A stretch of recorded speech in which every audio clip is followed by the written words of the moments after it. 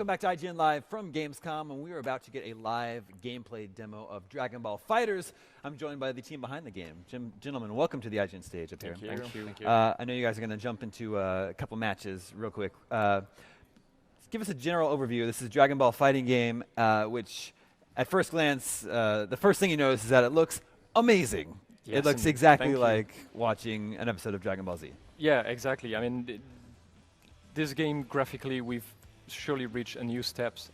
Yeah. Clearly, you can see that, as you said, it's basically playing a Dragon Ball anime episode. Right. So, which is, I mean, personally, and I think it's the case for many, many fans around the world, it's like a childhood dream that comes true, basically. Sure. You've always wanted to trigger those incredible attacks with your favorite characters with this kind of graphical identity. Like, I don't think I've seen another game that looks this much like its source material. Like, how did you accomplish that? Did you have to invent new techniques in order to... So basically, I mean, the main answer to this question is the fact that we are working very closely with a studio, a very famous studio called Arc System Works. Right. So they're very, very famous for their expertise in 2D fighting game and for the graphical identity they managed to create for the title.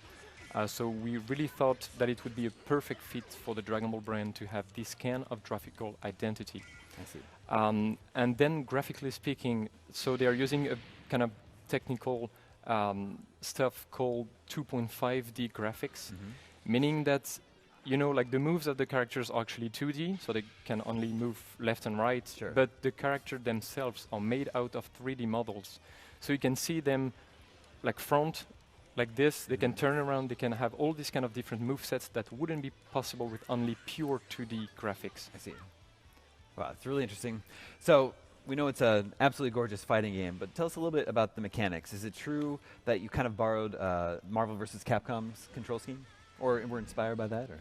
Yeah, that's actually the genre of game, which is called 3 vs. 3 fighting game. So basically, you're doing your team of 3 characters, and the really interesting thing about this specific kind of gameplay is the deepness that it brings to the fighting experience. Because, I mean, you cannot control only one character, obviously. You have to have skills on different movesets and different playability.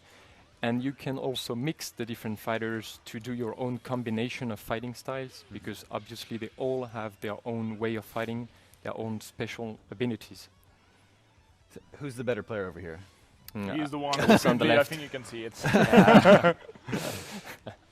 obviously you're going to have a bunch of characters that are going to be familiar to Dragon Ball fans. But what about the stages and the environment? So those are the locations also going to be something that fans will exactly. So here you can see the very famous Cell game stage, which is from the fight that the heroes are doing against Cell, so which is one of the main bad guys of the series.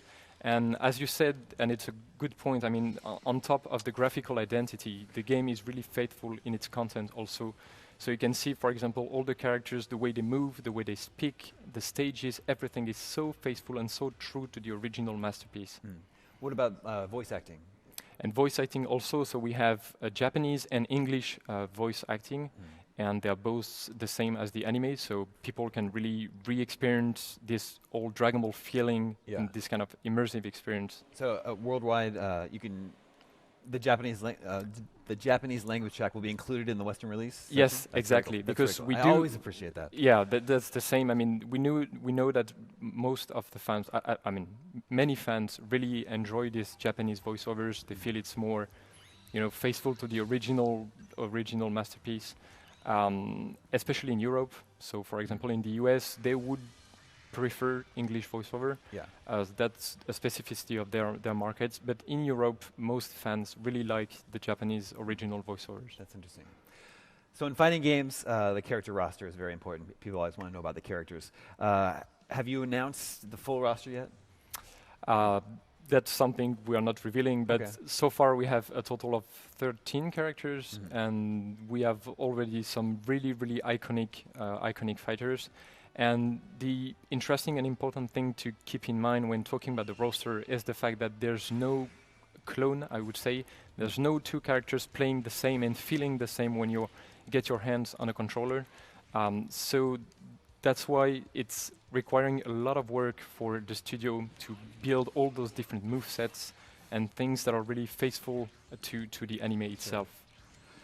And it looks like there's also environmental damage to the stages that happens as the fight plays on. Good eye. Yeah. I mean, I have an eye.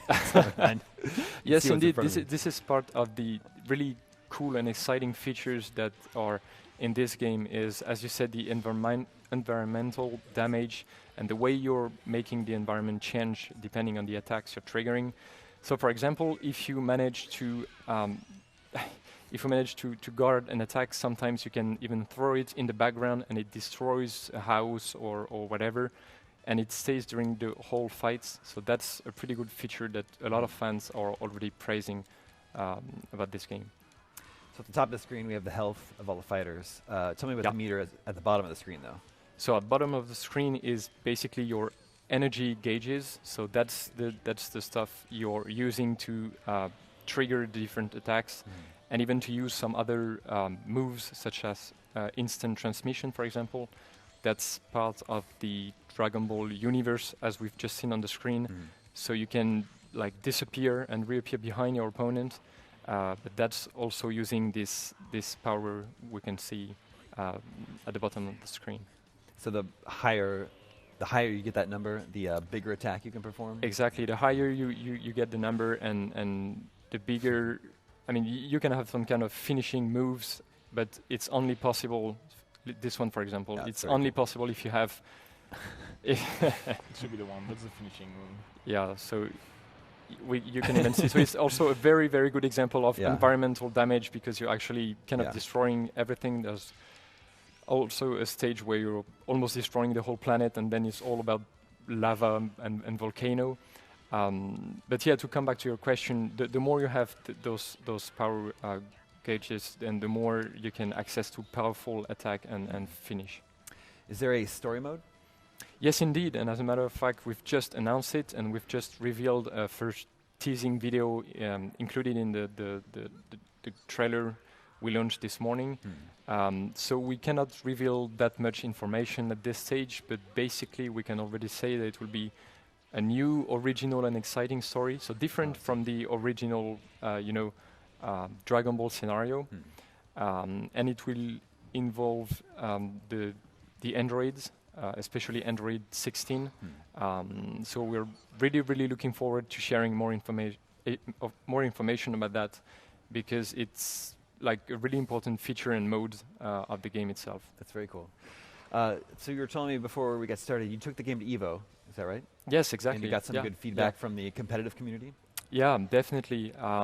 So generally speaking on this game, our objective and the way we're approaching competition and potentially esport is that we don't want to, I would say, to impose the game to the fighting community, if you see what I mean.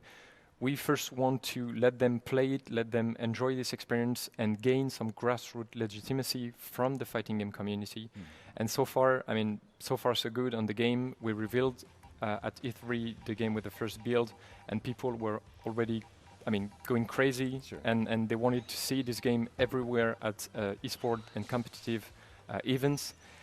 And indeed, as you said, at EVO, we ran our first competition on the game, and it went incredibly well. I mean, even if it's not released yet, we've seen players doing some incredible moves, and even a pretty legendary comeback. So yeah, that's the kind of thing we're definitely looking into it, doing like a broader competitive approach. And this Friday, actually, we even have our first ESL tournament. This Friday afternoon, with even a really like exclusive and world premiere announcement. So be sure to attend this. We look forward to hearing more about that. What about online features? So online features, yes, because I mean we do know that today people want to compete online. They want to fight. They want to enjoy the game with other players around the world. So we revealed a few things so far, especially what we call the party match, which is basically like a really, really interesting and fun feature. So as you can see, the game is a 3 versus 3, but in this specific mode, you are actually 6 players, and each player is controlling one character. Oh, So cool. every time you're switching character during Yeah. the fight, you're also switching the player. So your teammate is going to take the lead and be the one fighting, and it's going to fight until he dies or decide to switch again pretty character. So that's, I would say, a more fun and casual way to enjoy this great fighting experience. Is there voice chat supported? I'm just wondering, is there a way to communicate with your team Yeah, members to exactly. know when to switch Actually, characters? there's a way, and it's a pretty fun and interactive way. You're using what we call the stems. So it's, to make it simple, it's like an image of coming from the Dragon Ball universe. It can be a character doing like a special pose or something, and each stamp is associated with a specific message. So during the fight, you can use those stamps to communicate with your teammates. So for example, if he's having a hard time beating the enemy, you can use a stamp saying, hey, come on, switch with me, I'm ready to battle. Or you can criticize him or congratulate him if he's doing a good job. So that's a really nice way to, I mean, keep the fighting experience, but add this kind of like communication and interaction between players. Sure. And you have 2 betas coming up, right? Both open and closed? Yeah, exactly. So we have, first of all, the closed beta coming mid-September, so 16th and 17th. So this one will be mostly about testing the gameplay, the balance of the characters. So for the development team, it's really a way to see if there is some adjustments that needs to be done to make the game really, really balanced. And then we have an open beta in January. And this one is mainly about stress testing the game to see, like, on a broader scale, all the online features and how the servers can support all of this. And eventually, if we identify some other, I would say, gameplay modification that needs to be done, that will be some first insight for future free patch, for example. Sure. Are you thinking about how to onboard players who are Dragon Ball fans, but maybe they don't have a lot of experience with fighting games?